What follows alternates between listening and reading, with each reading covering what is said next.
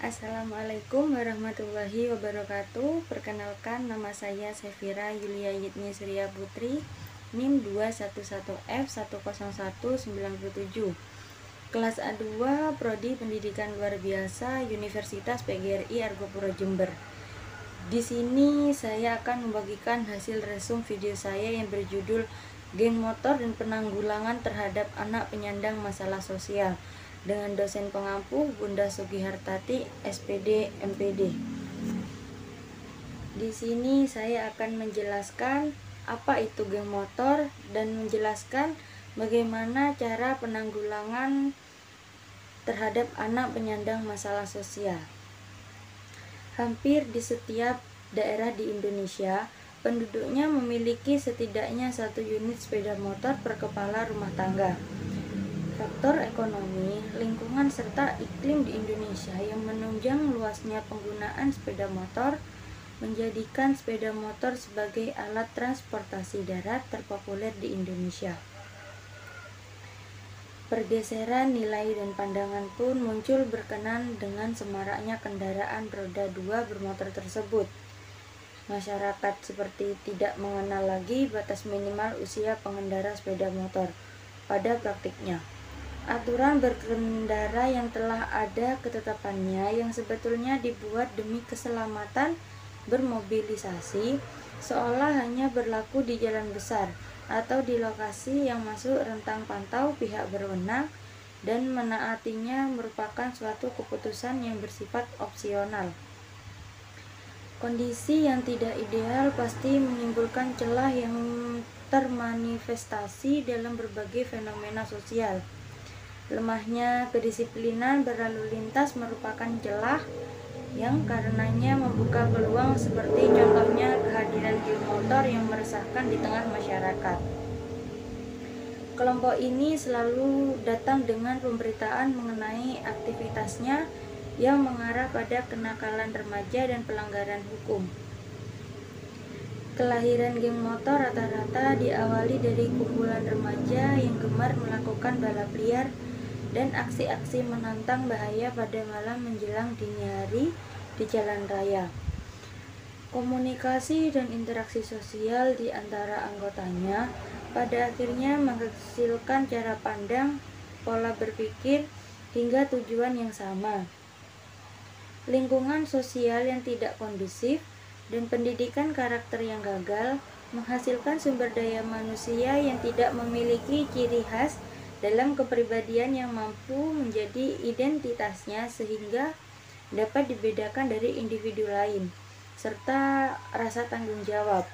Oleh sebab itu mudah terombang-ambing kemudian terarahkan menuju pergaulan yang salah. Pandangan masyarakat terhadap geng motor seperti contoh dari Kota Medan.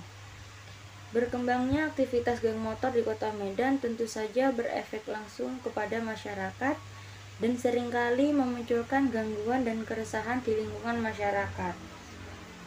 Seperti yang telah dipaparkan sebelumnya, baik poin aktivitas maupun dalam bab pendahuluan, banyak ditemukan kasus-kasus kerusuhan dan perusakan yang diakibatkan oleh tindakan nekat yang dilakukan oleh beberapa geng motor yang tentu saja menimbulkan keresahan sekaligus kemarahan masyarakat. Tak jarang, akhirnya masyarakat kerap melakukan penjagaan dan pengawasan terhadap keberadaan geng motor ini, hingga berakhir pada tindakan penangkapan langsung masyarakat terhadap geng motor yang kadang-kadang diwarnai dengan aksi kekerasan terhadap remaja yang tertangkap tangan sedang beraktivitas dengan temannya Universitas Sumatera Utara di geng motor. Selain itu juga pihak kepolisian yang juga semakin seiring melakukan razia pada malam hari untuk memantau keberadaan geng motor, karena tidak hanya masyarakat yang menjadi terganggu akibat ulah geng motor tersebut. Pihak kepolisian juga pernah menjadi korban dari tindakan nekat geng motor, yaitu ketika kejadian di persimpangan Jalan Iskandar Muda dan Jalan Patimura, yang mana ketika itu pos polisi lalu lintas diserang geng motor sebagai aksi balasan karena geng motor seringkali terganggu dengan keberadaan polisi ketika mereka beraktivitas. Aksi masyarakat yang akhir-akhir ini semakin sering melakukan penangkapan langsung terhadap geng motor termuat dari salah satu berita ini. Warga mulai turun tangan bubarkan aksi geng motor. metrotvnew.com Medan. Masyarakat di berbagai daerah mulai turun tangan untuk membubarkan paksa balapan liar anggota geng sepeda motor. Ulah geng motor semakin tidak dapat ditolerir oleh warga masyarakat. Banyak warga meminta polisi harus bertindak tegas untuk membubarkan aksi geng motor yang kerap merugikan. Masyarakat kini enggan berdiam diri dengan tingkah laku para geng motor.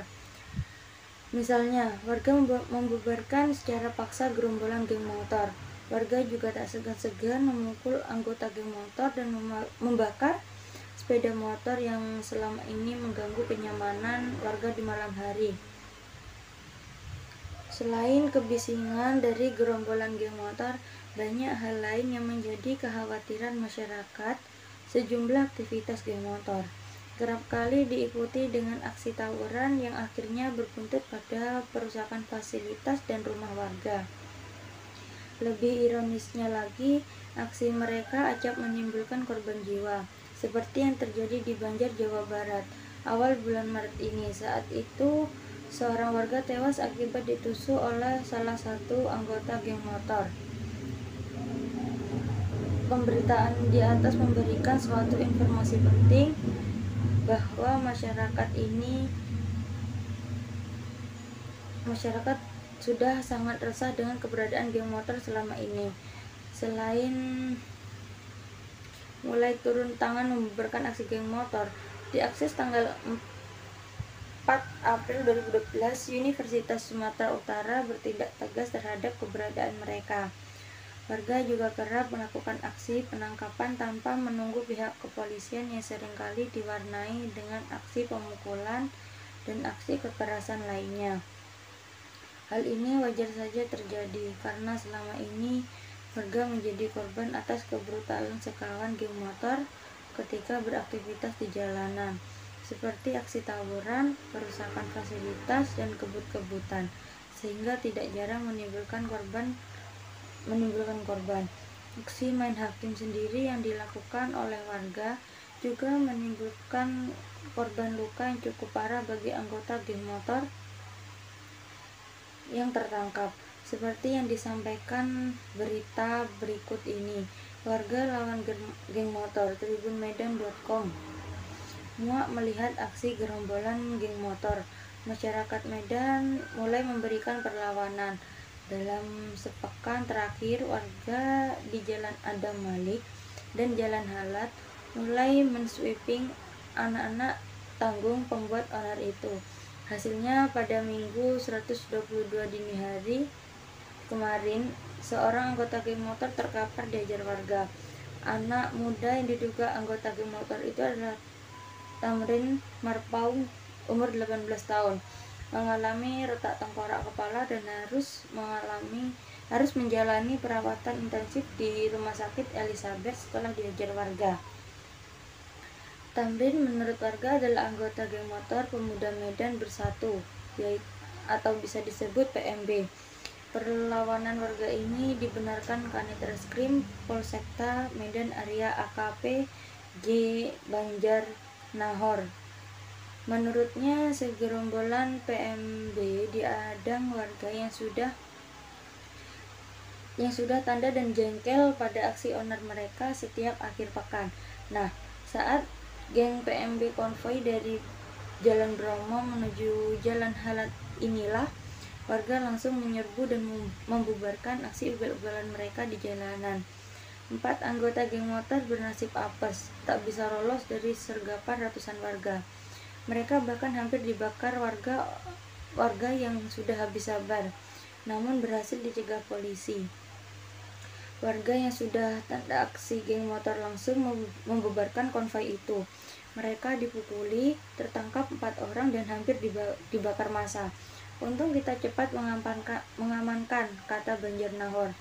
Akibat penghakiman massa yang marah, Tamrin Marpaung, seorang anggota PMB, dilarikan ke Universitas Sumatera Utara rumah sakit. Sedangkan 3 lainnya diamankan polisi. Namun 2 anak muda akhirnya dibebaskan karena tak terbukti anggota geng motor. Hanya 2 yang terbukti, sedangkan 2 lagi sudah dipulangkan. Yang terbukti anggota geng motor adalah Tamrin Marpaung dan Hendrik Marpaung, tutur Banjarnahor. Rudi yang berumur 29 tahun, warga Jalan AR Hakim, mengaku sudah jengkel dan dengan aksi geng motor yang dianggap keterlaluan. Hampir tiap malam dan akhir pekan, gerombolan ini konvoi dan kadang sudah bertindak kriminal dengan melakukan perampokan toko, menjamret atau merampas kendaraan warga. Sudah cukuplah mereka buat ulah. Masih anak-anak, tanggung orang itu. Ini Medan, kalau macam-macam kita hajar. Sudah kesal kita, kata Rudi mengakui bersama warga akan terus mengintai dan menyetop konvoi remaja sok jagoan itu. Kejengkelan Rudi dibenarkan Ridwan, umur 30 tahun, juga warga Jalan AR Hakim. Menurut Ridwan, selama ini mereka diam bukan karena takut, tapi berbuat perhitungan. Jangan macam-macam di kampung kami hajar. Seperti kejadian minggu kemarin, sudah tanda kami orang itu. Begitu lihat orang itu lewat, ya kami hajar. Rata-rata mereka anak-anak ABG. Sudah capek kami hidup, jadi jangan macam-macam mereka sama masyarakat, tegas Rudi sambil meminta polisi bertindak lebih tegas. Dan jangan cuma persuasif melulu. Kalau polisi tidak bisa menindak mereka, jangan salahkan masyarakat melakukan sweeping dan menghajar mereka, tutur Rudi sambil bergeram. Tak hanya warga Jalan Halat dan Jalan AR Hakim yang mulai mensweeping geng motor. Aksi serupa dalam sepekan terakhir juga diikuti masyarakat Jalan Adam Malik pada akhir pekan lalu. Ratusan warga juga bersikap menanti geng motor melintas. Menurut Hendi, warga Jalan Adam Malik, sejauh ini mereka belum berhasil menghajar geng motor. Namun mereka akan terus siap siaga sampai geng motor pembuat onar itu betul-betul lenyap. Mereka itu sudah nggak takut polisi, jadi kita harus turun tangan. Kalau melintas, mereka pasti kita jadikan tape, kata Hendrik sambil bergeram. Diakses pada tanggal 4 April 2012, memberantas geng motor dengan melakukan aksi main hakim sendiri oleh masyarakat semakin banyak terjadi akibat memuncaknya kemarahan masyarakat terhadap geng motor yang semakin brutal dalam melakukan aksinya. Alasan utama mereka melakukan hal itu karena selama ini mereka merasa terganggu dengan ulah sekawan geng motor yang seringkali bertindak anarkis dan menimbulkan kerugian bagi masyarakat sekitar. Sehingga masyarakat menjadi marah dan berinisiatif sendiri untuk melakukan penangkapan langsung kepada anggota-anggota geng motor, baik secara kebetulan melintas di wilayah mereka maupun dalam bentuk sweeping seperti yang diinfokan dalam berita di atas. Selain itu, kurang tegasnya penanganan pihak kepolisian terhadap geng motor juga menjadi alasan warga melakukan aksi main hakim sendiri tersebut. Menurut warga, polisi terlalu banyak bertindak persuasif, sedangkan geng motor terus beraktivitas di jalan dan terus mengganggu kenyamanan warga. Sehingga salah satu warga mengancam akan terus melakukan penangkapan secara keras jika polisi tidak bertindak cepat dalam menangani geng motor di Kota Medan. Bahkan salah satu warga dalam pemberitaan di atas juga berpendapat bahwa geng motor kebanyakan tidak takut dengan polisi, sehingga warga perlu turun tangan langsung untuk melenyapkan keberadaan geng motor di Kota Medan. Joni yang merupakan salah satu warga berhasil diwawancara oleh penulis menuturkan hal yang sama mengenai kekecewaannya terhadap kepolisian yang dinilai kurang tegas dalam menangani geng motor, sehingga akibatnya geng motor semakin merajalela mengganggu masyarakat. Berikut pernyataannya. Seharusnya kepolisian bertindak tegas untuk menangani geng motor. Buat apa negara ini punya polisi kalau polisinya pun tidak bisa bertindak tegas? Sederhana saja, tidak usah lari kemana-mana. Kepolisian intinya harus bertindak tegas. Di satu sisi, tindakan yang dilakukan warga adalah hal yang sangat wajar. Akibat kegeraman mereka terhadap ulah geng motor selama ini, ia semakin merajalela. Tapi di sisi lain, tindakan main hakim sendiri yang dilakukan warga seharusnya menjadi perhatian serius oleh pihak yang berwenang, khususnya kepolisian, di mana ketika kepolisian mampu bertindak tegas, maka tindakan warga yang main hakim tersebut seharusnya tidak perlu terjadi. Selanjutnya, Joni sebagai warga banyak mendengar hal-hal negatif mengenai geng motor yang tentu saja meresahkan. Seperti pernyataannya berikut ini. Saya tahu ada geng motor, saya sering dengar namanya, tapi nama geng motornya saya tidak tahu. Hanya dengar-dengar dan lihat di koran ada geng motor. Ya maunya adik-adik itu kalau dia memang pelajar seperti yang diberitakan di koran, kalau dia memang pelajar janganlah bertindak secara kriminal seperti itu, kan nggak baik, merugikan orang lain. Mereka sering ganggu orang di jalan-jalan, orang-orang di jalan diganggu, dipukuli sama mereka. Nah, itu kan yang baru-baru ini di televisi kan ada juga disiarkannya.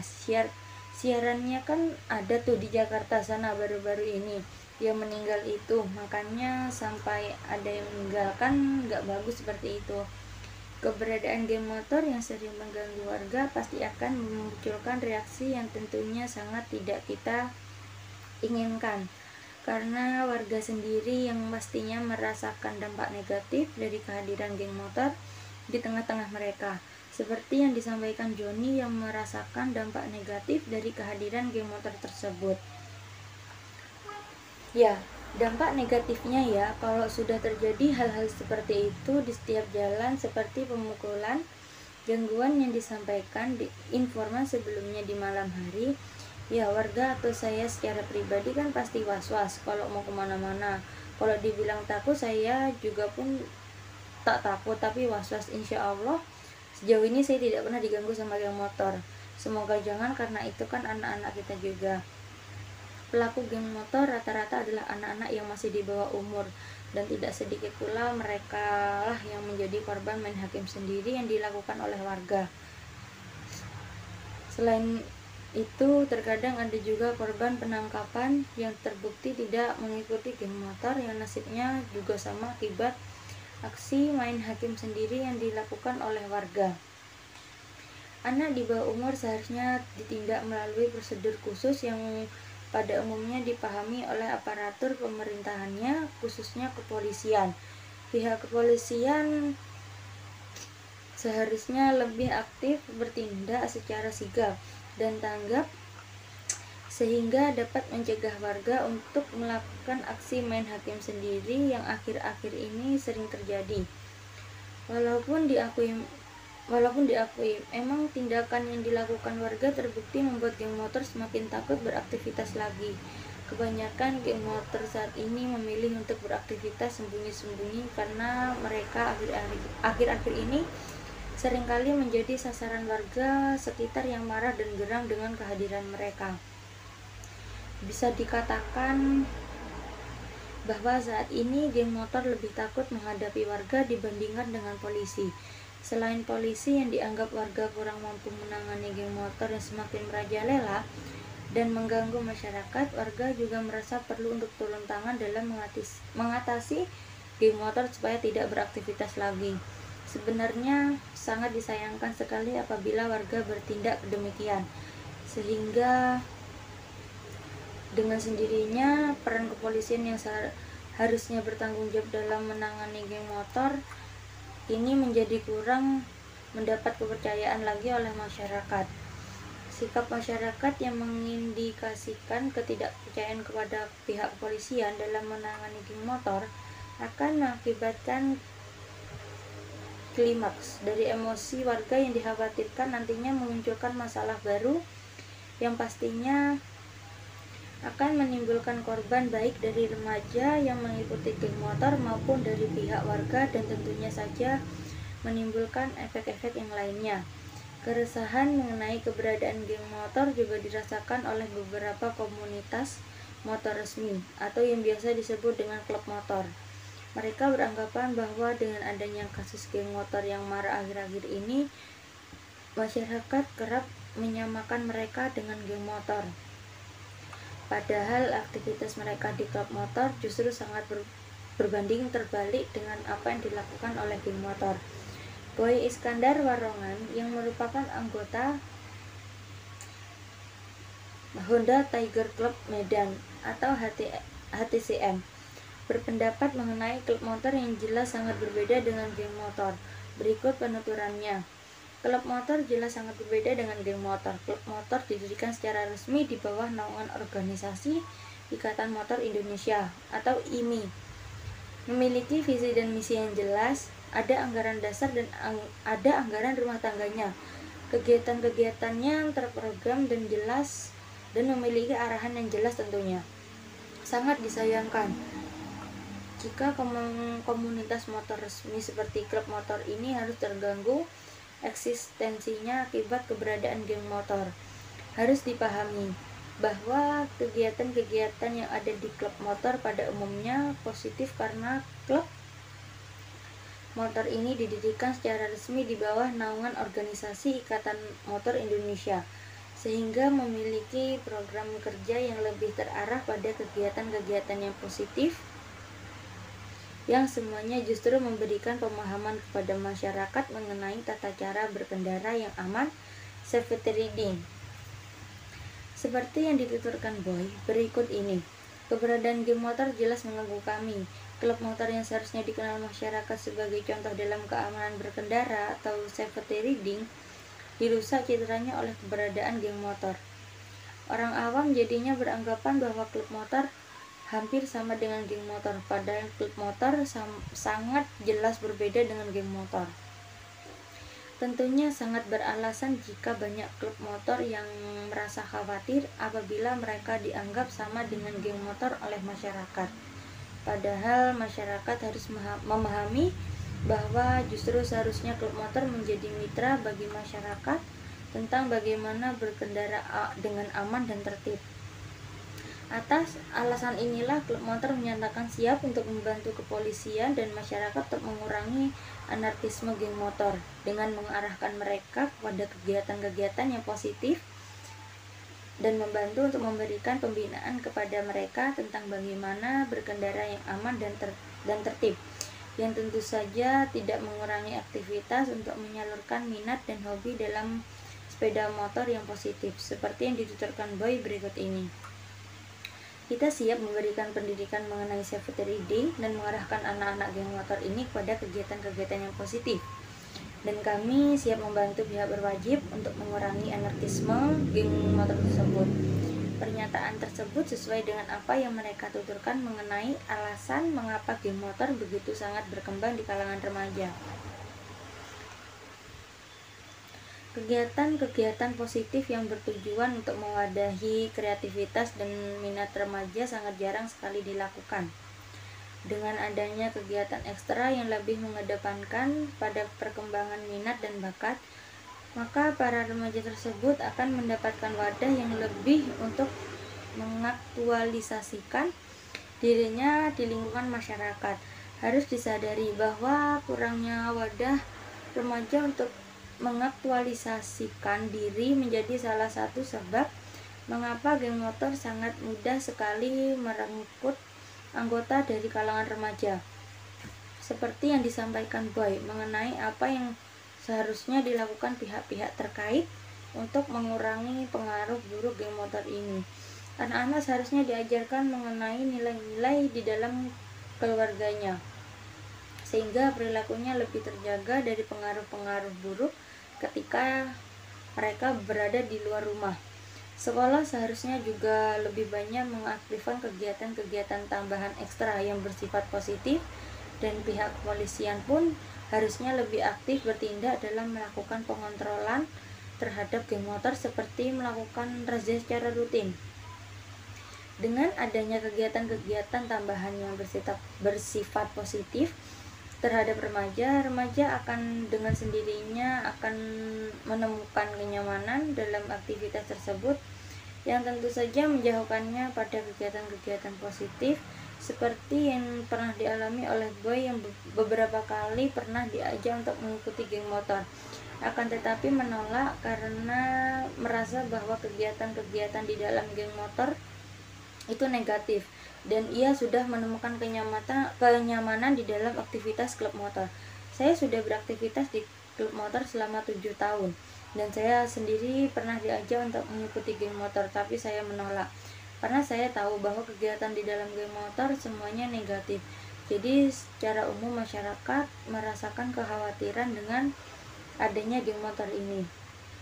Banyak hal yang seharusnya bisa dilakukan dan menjadi suatu perhatian serius bagi pihak-pihak yang terkait agar geng motor ini tidak membawa keresahan di masyarakat. Persoalan kenakalan yang dilakukan oleh geng motor merupakan persoalan yang cukup serius. Hal ini dianggap serius karena mengganggu ketertiban umum dan mengarah kepada tindakan kriminal. Belakangan, tindakan yang dilakukan oleh geng motor selalu berkaitan dengan pelanggaran terhadap norma-norma yang berlaku di masyarakat. Berdasarkan dari artikel terkait, teridentifikasi beberapa kasus kenakalan yang dilakukan oleh geng motor seperti balap liar di jalan umum, tawuran antar geng, mencuri, menjara, merusak fasilitas umum, dan penyerangan terhadap kantor kepolisian.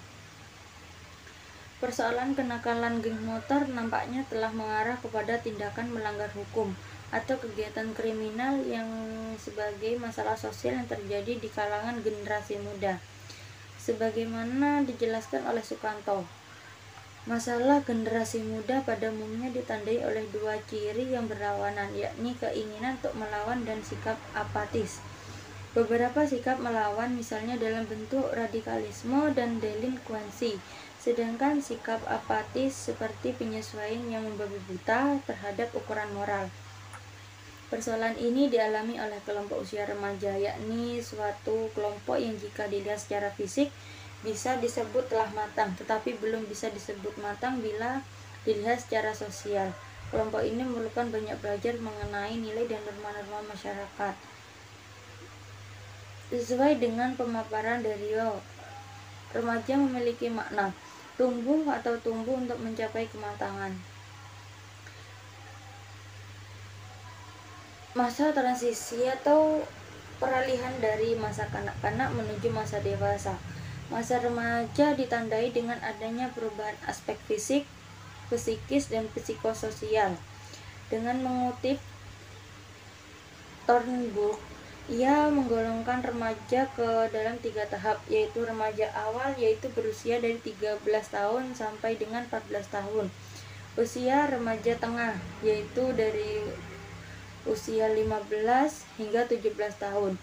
Remaja akhir, dimulai dari umur 18 tahun hingga 21 tahun.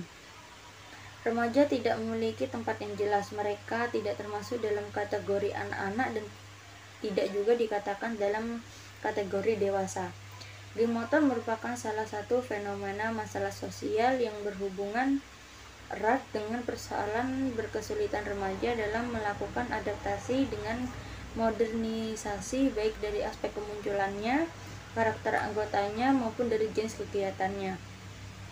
Derasnya arus modernisasi mempengaruhi semua aspek yang ada di remaja, baik itu karakter, perkembangan perilaku, sifat, dan lingkungan pergaulannya.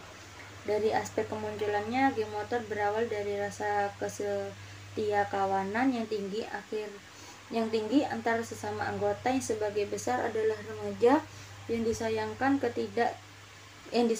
kesetiakawanan yang berkembang pada komunitas geng motor adalah mengarah pada kegiatan dan tindakan negatif para anggotanya. Adapun karakter anggotanya bahwa mayoritas dari anggota geng motor adalah remaja laki-laki. Para remaja ini tertarik untuk masuk geng motor karena beberapa faktor seperti keinginan untuk diakui oleh teman-teman sebayanya, terutama oleh teman dalam satu geng motor. Geng motor kemudian berkembang untuk menjadi jagoan yang diakui oleh geng lainnya. Geng motor merupakan sarana dalam penyaluran ekspresi para remaja. Geng motor juga merupakan sarana menampilkan eksistensi diri atau kelompoknya. Geng motor juga membuat remaja merasa aman dan nyaman bergaul.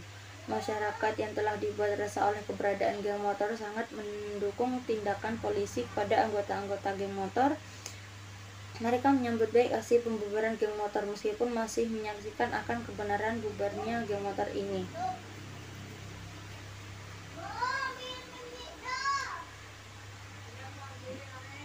Di sini akan saya menjelaskan lagi arti atau makna geng motor. Menurut Kamus Besar Bahasa Indonesia KBBI 2001, geng berarti sebuah kelompok atau gerombolan remaja yang dilatar belakangi oleh persamaan latar sosial, sekolah, daerah, dan sebagainya. Sedangkan motor dalam Kamus Bahasa Indonesia diartikan sebagai kata benda yang sebagai tenaga penggerak. Pelakunya dikenal sebagai sebutan gangster, sebuah kata yang berasal dari bahasa Inggris. Gangster atau bandit berarti suatu anggota dalam sebuah kelompok kriminal atau gerombolan yang terorganisir dan memiliki kebiasaan urakan dan anti aturan. Dan geng motor sendiri dilandasi oleh aktivitas kesenangan di atas motor. Umumnya keberadaan mereka ada di setiap kota besar dan perilakunya telah menjadi penyakit sosial yang akut. Geng motor itu sendiri yaitu sekumpulan orang yang memiliki hobi bersepeda motor dan membuat kegiatan berkendara sepeda motor secara bersama, baik dengan tujuan konvoi maupun touring dengan sepeda motor. Adapun faktor penyebab maraknya geng motor. Pertama, dari faktor internal. Di dalam faktor internal ada faktor intelijensi, yaitu teori intelijensi menurut Kittel mengembangkan teori triadik tentang struktur kemampuan mental yang meliputi kapabilitas umum, kemampuan provinsial, dan kemampuan agensi. Sebagian anak dikarenakan kerusakan syarafnya selalu mempersulit keadaan dengan cara pola mereka berpikir berbeda dengan anak normal lainnya, seperti bersikap sensitif dan mencari kesenangan. Anak tersebut ingin memiliki banyak keinginan dan ketika keinginan dihambat, anak tersebut akan berulah dan berbuat nakal. Faktor usia. Sesuai dari hasil penelitian yang dilakukan bahwa faktor usia juga menjadi hal utama dalam kasus geng motor yang dilakukan oleh anak di bawah umur. Hasil dari wawancara pada tanggal 15 November 2017 dengan Kanit 4 Perlindungan Perempuan dan Anak Nimet Lestari bahwa pelaku kejahatan geng motor tersebut mereka yang berusia antara 14 sampai 16 tahun. Faktor jenis kelamin. Pelaku geng motor tidak hanya laki-laki saja tetapi melibatkan seorang anak perempuan di mana aksi dalam geng motor tersebut, si pelaku laki-laki turut serta membawa teman perempuannya untuk melakukan aksi kejahatan tersebut. Faktor keluarga. Sesuai dari data hasil wawancara pada 15 November lalu dengan Kanit 4, Perlindungan Perempuan dan anak dalam keadaan keluarga melakukan kejahatan geng motor khususnya anak di bawah umur. Pada prinsipnya keluarga tersebut sudah tidak lengkap lagi yang disebabkan adanya hal perceraian orang tua, anak kurang mendapatkan kasih sayang dan perhatiannya orang tua, lemahnya kondisi ekonomi keluarga, dan kurangnya pengertian dari pihak orang tua terhadap persoalan yang dihadapi para anak dan kondisi fisik dan psikis anak.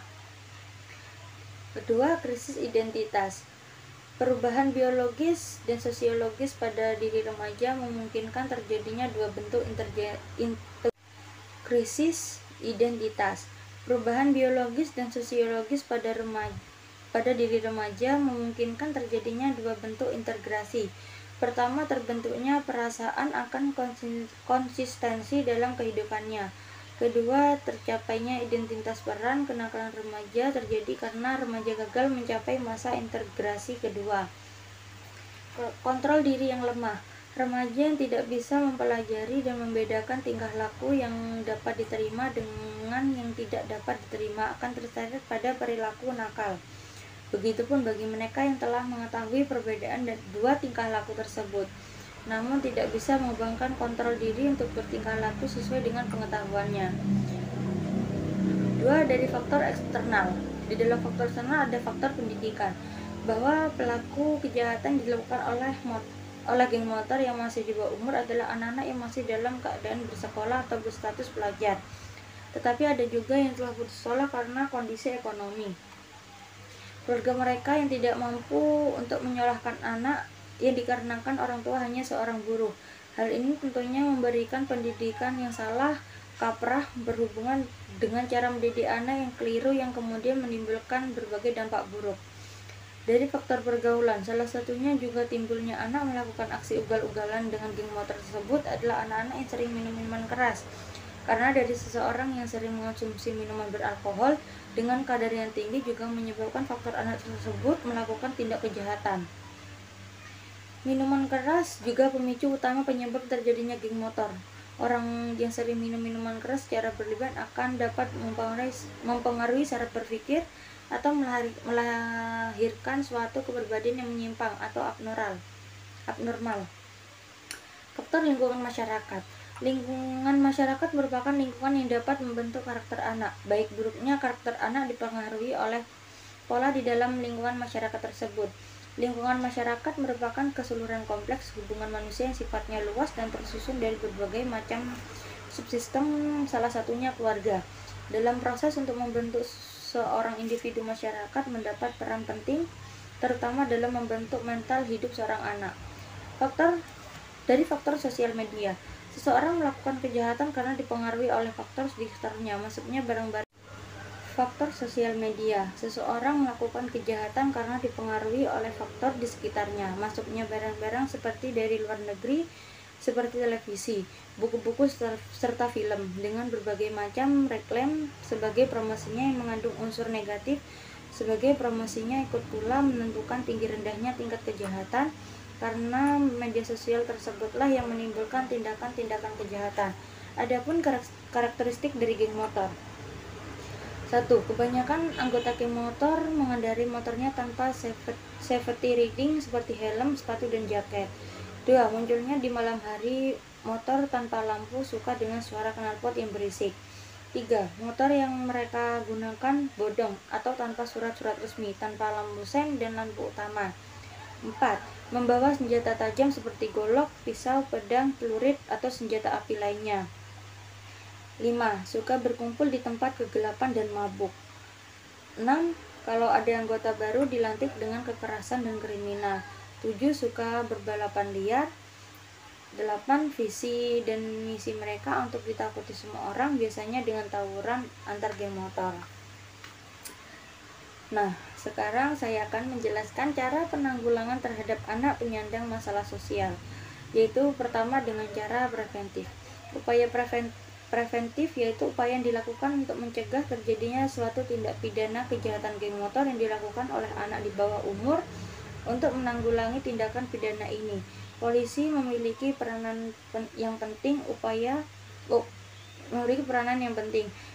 preventif yang dilakukan oleh kepolisian melakukan merazia kendaraan bermotor baik roda 2 maupun roda 4 yang dilakukan polisi minimal 11 kali agar dapat mengurangi tindakan-tindakan kriminal atau mengurangi tindak pidana kejahatan yang dilakukan oleh orang-orang yang tidak bertanggung jawab, terutama kepada anak yang masih di bawah umur. Cara penanggulangan terhadap anak penyandang masalah sosial dengan cara kuratif. Jenis pengendalian sosial berdasarkan sifatnya. Yang pertama adalah pengendalian sosial kuratif, yang merupakan bentuk pengendalian sosial yang dilakukan melalui berbagai pembinaan serta penyembuhan kepada pelaku penyimpangan sosial untuk mengubah nilai dan norma yang ada pada dirinya. Pengendalian sosial kuratif dapat kita lihat melalui rehabilitasi yang diberikan kepada para pengguna obat terlarang atau narkoba serta minuman keras beralkohol. Cara penanggulangan terhadap anak penyandang masalah sosial dengan cara prognosa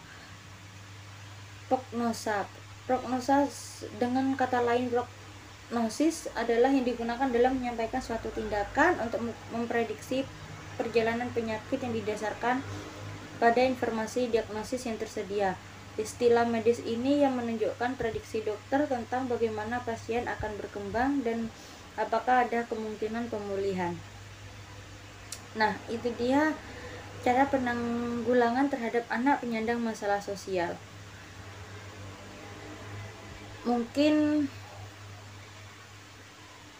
di sini saya hanya mengetahui itu saja. Sekian video resume saya. Apabila ada salah kata, saya mohon maaf. Wassalamualaikum warahmatullahi wabarakatuh.